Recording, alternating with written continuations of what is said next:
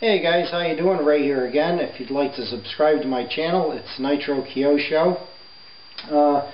What I have here is a Losi 8 2.0, and I've been getting a lot of questions asked about nitro cars recently, and I'd like to try to answer some of the questions. Mainly it's been about overheating issues. Well, there's really only a few things, guys, that causes these cars to overheat. First thing is if they're not tuned properly. Now on these engines you basically have 3 screws you're going to be playing around with. Mainly 2 of them you're only going to really adjust once for the most part, and the other one you'll be playing with a little. Now you have a low speed needle, alright, and you have a high speed needle. And you have another screw that is going to adjust your idle. Now usually once the idle, it's a set it and forget it type deal. Once the engine's broken in and you have that set, you basically forget about it. For the most part, the low speed needle is another one that you basically set it and forget it. And most of the time it's going to be the high speed needle that's going to require you to give it a tweaking one way or the other, depending what kind of a part of the country you live in, if it's rapidly changing, if it's humid, if it's cool, cold, you know, how drastic the temperature changes are. And basically, one of the other things is that can cause this excessive overheating. These cars, guys, are, for the most part, designed to be run in dirt. And you can run them in grass, but you have to run them in short grass. If you're running these in high, tall grass, that can cause excessive strain on the vehicle. Okay, because they're not really meant for that. And that can cause your engine to overheat too, by causing just a lot of strain on the drivetrain. Just like if you were to jog and you go running and you start sweating and you get hot, right? Let's take the top off, and I'll show you these needles. Now,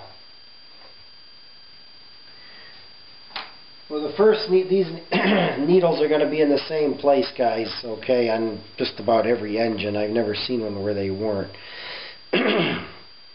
Now the high speed one is going to be right here, right up next to where your carburetor mouth is. And your other one, the low speed needle, is going to be straight in on the carburetor linkage. Okay? Straight in right there. Okay? Now, what are these needles? How do they affect this vehicle? Well, the high speed needle is going to affect this vehicle from when it's at its mid speed to its top speed. Now the low speed one that's on the end of the carburetor linkage on the other side, that one is going to affect the performance of this vehicle from a dead stop to about mid speed. Once it reaches about mid, then this one takes over. Now, both of those can cause this to overheat. More so, usually, the high speed is the culprit. A bad glow plug, old fuel really couldn't cause it to overheat. If you had fuel that was by accidentally had excessive nitro in it, that could cause it to overheat. If your air filter is clogged up, that certainly could cause the vehicle to overheat too. But mainly, I mean, you have to get your high speed and your low speed adjusted properly, and that's going to be done on break-in. You know, you're going to break it in, you usually about your 4th to the 5th tank, you're going to start to tune this thing. There's not a whole lot on these screws. Let me get get a screwdriver here. Okay. Now, if you can see this screwdriver here, when you're turning these screws, guys, okay, the turns, okay, are going to be so tiny. Eighth of an inch, probably eighth of an inch at best, you know, millimeter or so turns. You can't go turning these things like this. You're going to get yourself into a lot of trouble. Basically the way to do this, you're going to bring this buggy back. You're going to put it up on your starter box or up on blocks. If it's running, if it's overheating, obviously it's running too lean. So you have clockwise and you have counterclockwise, the way a clock turns, okay? Well, clock only turns one way, but these turn both ways. So you got to go counterclockwise and clockwise. Now, if you're going clockwise, you are leaning out. That pertains to the high speed and the low speed. Okay? If you're going counterclockwise on the high speed or the low speed, you are richening it up. Okay? You're providing more oil. It's going to blow more smoke. It's going to run cooler. That's basically how you tune these things, guys. You put it up. If you have a telemetry system that's telling you the temperature, or if you're using a gauge to check your temperature, you run it around the yard, you bring it back, put it up on blocks.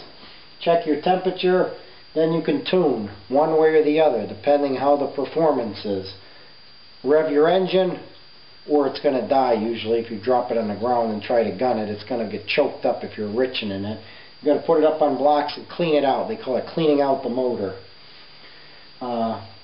A temperature gauge is essential to have on these vehicles, guys, whether it's a telemetry, okay, or this is a low-C one. You put this down inside the engine like this, and you'd push this button, you'd wait, you'd get your reading. This one's nice, it actually has a screwdriver. You can take the screwdriver out if you didn't want the screwdriver on there. I don't use this because this car has a telemetry system, and all my cars except my monster truck have telemetry systems on them. Save you a lot of headaches and a lot of time and a lot of checking with these old-fashioned kind of things nowadays. Well, like I said, a clogged air filter can also cause it, and also running these things in excessive deep, high grass can cause them to overheat, okay? There's no big mystery. There's not a whole lot to tuning these things, guys. I mean, it's basically, if it's overheating, okay, it's too lean. If it's running sluggish and dying on you, and you're you know, cutting out on you, you know, basically you know the thing is not running right. You want to get these things tuned, and once you get them tuned up, they're going to run pretty good for you. You're going to do very little adjusting usually on the high-speed needle. That's what I usually do if it's a humid day or hot day. This engine usually runs around, I don't know, 21s like to run around 190, between 190 and like 220. This engine usually runs around 205. The bigger engines, I actually have a bigger engine on my Kyosho MP9. That's a 28 motor, and that runs, the older ones would run about 240, 250 degrees, but the one I have now has 8 ports. And that thing runs so cool. Unbelievable. More ports on the motors make a big difference, guys, alright? This is only a 3-port engine. The more ports you have around the piston, that's more oil getting in, okay? And meaning it's going to keep it even cooler. My 28 is a 3-port motor on my associated monster truck. That thing usually runs around 240 degrees. I have a 28 on my Kyosho MP9. That thing usually runs around 200 degrees because it has more ports. You're going from a 3-port to an 8-port. Alright, so that does make a big difference, especially if you're going to start racing. I wouldn't touch anything that wasn't under, you know, having like a 6-8-port motor. Huge difference. But that's basically it is to tuning these things, guys. I mean, there's nothing I can really tell you out there that's going to make you...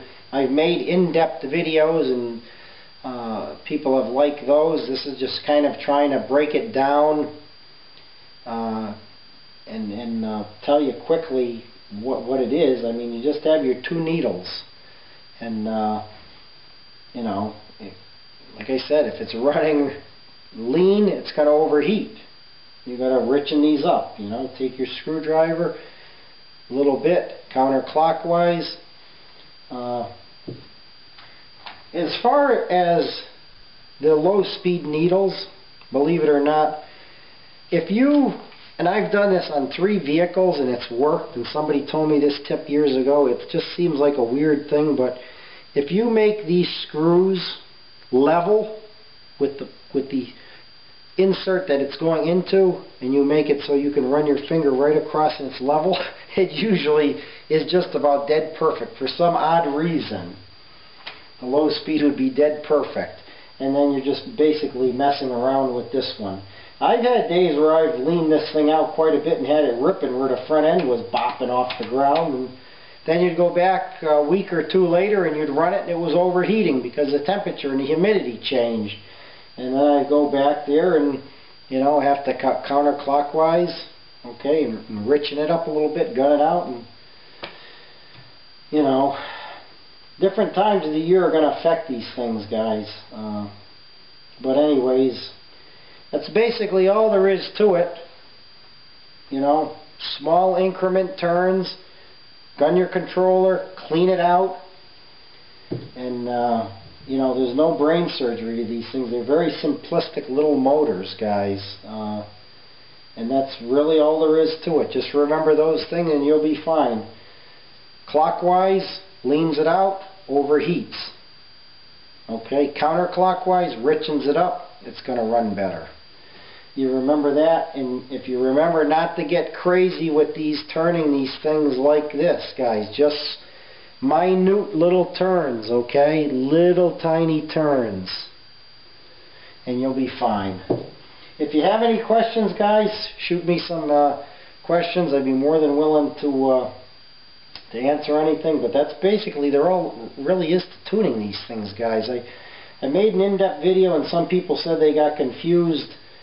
So I'm just trying to break it down into layman's terms.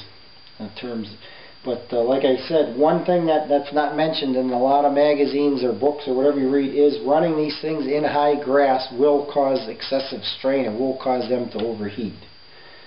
So that's all I got to say. I hope you got a little out of this video, learned something. We'll talk to you soon.